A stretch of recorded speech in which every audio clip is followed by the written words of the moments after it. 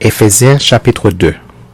Vous étiez morts par vos offenses et par vos péchés, dans lesquels vous marchiez autrefois selon le train de ce monde, selon le prince de la puissance de l'air de l'esprit qui agit maintenant dans les fils de la rébellion. Nous tous aussi, nous étions de leur nombre, et nous vivions autrefois selon les convoitises de notre chair, accomplissant les volontés de la chair et de nos pensées, et nous étions par nature des enfants de colère comme les autres.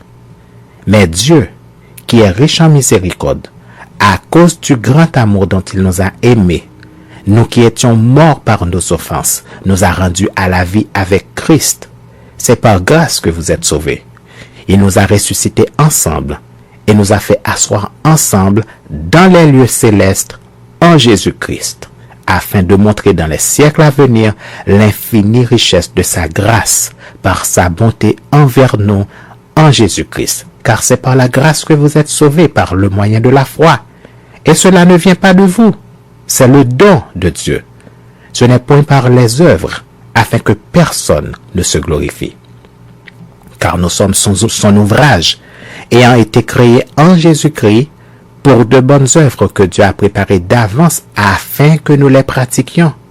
C'est pourquoi, vous autrefois, païens dans la chair, appelés incirconcis par ceux qu'on appelle circoncis et qui le sont en la chair par la main de l'homme. Souvenez-vous que vous étiez en ce temps-là sans Christ, privés du droit de cité en Israël, étrangers aux alliances de la promesse, sans espérance et sans Dieu dans le monde. Mais maintenant, en Jésus-Christ, vous qui étiez jadis éloignés, vous avez été rapprochés par le sang de Christ, car il est notre paix.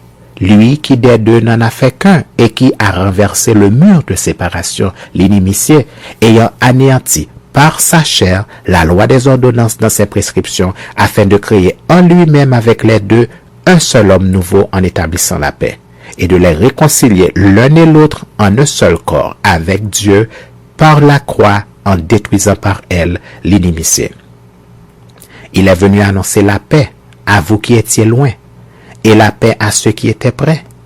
Car par lui, nous avons les uns et les autres accès auprès du Père dans un même esprit. Ainsi donc, vous n'êtes plus des étrangers ni des gens du dehors, mais vous êtes concitoyens des saints, gens de la maison de Dieu.